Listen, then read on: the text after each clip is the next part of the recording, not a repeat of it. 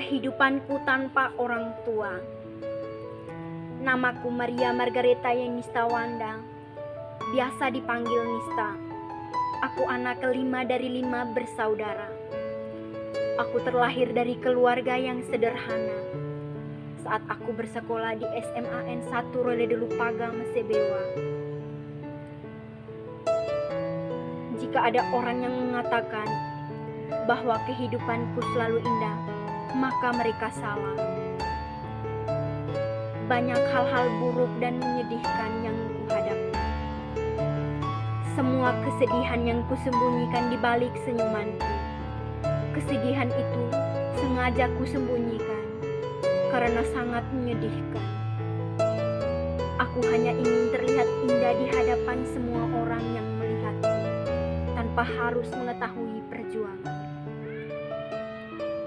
Kebahagiaan itu butuh suatu proses yang panjang, juga berliku. Dan aku berusaha untuk melewati proses yang panjang yang berliku itu. Pada tahun 2009, aku masuk ke taman kanak-kanak. Sebenarnya, aku belum ingin bersekolah, tetapi orang tuaku menyuruhku untuk sekolah dengan alasan agar aku dapat mulai mengenal lingkungan. Aku pun setuju karena di dalam pikiranku sekolah taman kanak-kanak cukup menyenangkan. Namun setelah ku jalani, taman kanak-kanak tidak seperti yang kupikirkan. Taman kanak-kanak tidaklah asik karena di sana tidak mempunyai teman, walaupun hanya 1 orang saja. Hari demi hari kulalui dengan menyendiri. Rasanya aku ingin sesegera mungkin tamat dari sekolah taman kanak-kanak. Setelah tamat dari taman kanak-kanak pada tahun 2011, aku memasuki sekolah baruku, sekolah dasar Katolik di Mesebewa. Dan pada saat itulah aku mulai mengalami kesedihan karena ditinggalkan orang tua. Bapakku menikah lagi dengan orang lain. Karena kami dari 5 bersaudara, semuanya berjenis kelamin perempuan. Itulah alasannya sehingga bapak ingin menikah lagi dengan perempuan lain, agar bisa menggapai kemauannya untuk memiliki anak laki-laki. Dan akhirnya, bapak mendapatkan karunia tersebut. Dan lengkapilah kebahagiaan bapak, hingga sampai sekarang bapak datang ke rumah hanya sekali-sekali saja untuk memberikan sedikit uang agar bisa memenuhi kebutuhanku dan kakakku, terutama untuk kebutuhan sekolah. Dan mamaku juga berpikir untuk melakukan hal yang sama, tetapi dengan kondisi ekonomi, mama terpaksa pergi merantau untuk bekerja memenuhi kebutuhanku dan kakakku.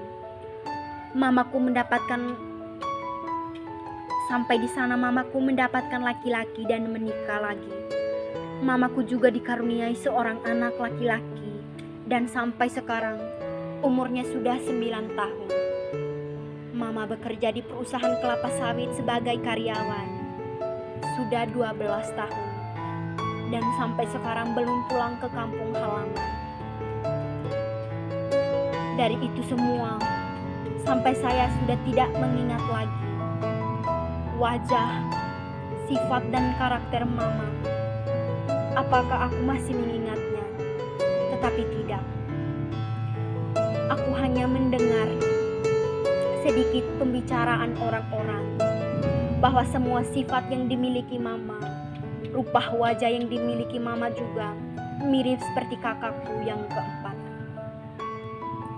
Hidupku sangat hampa.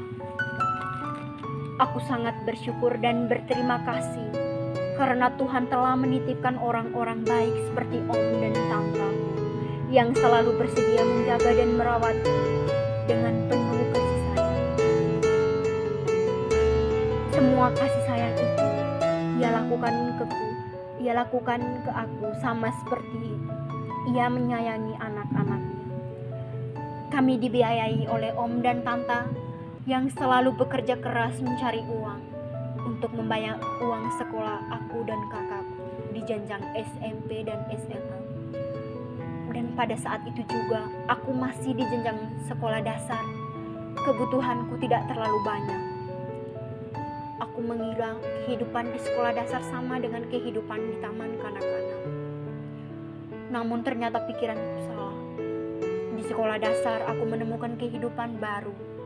Di sana aku banyak menemukan teman-teman baru dan membuat kesedihanku terhapus.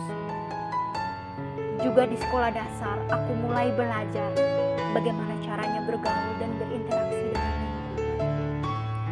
Setiap hari ku lalui dengan bermain dan bercanda tawa bersama teman-teman. Disitulah aku merasakan betapa indahnya kehidupan ini. Setelah itu semua aku jalani. Pada tahun 2016, aku selesai menempuh pendidikan di sekolah dasar. Tidak terasa aku berada di sana selama 6 tahun. Dan aku juga memasuki sekolah yang baru, yaitu SMP. Aku bersekolah di SMP Tananua Masebewa, yang jaraknya tidak terlalu jauh dari rumah.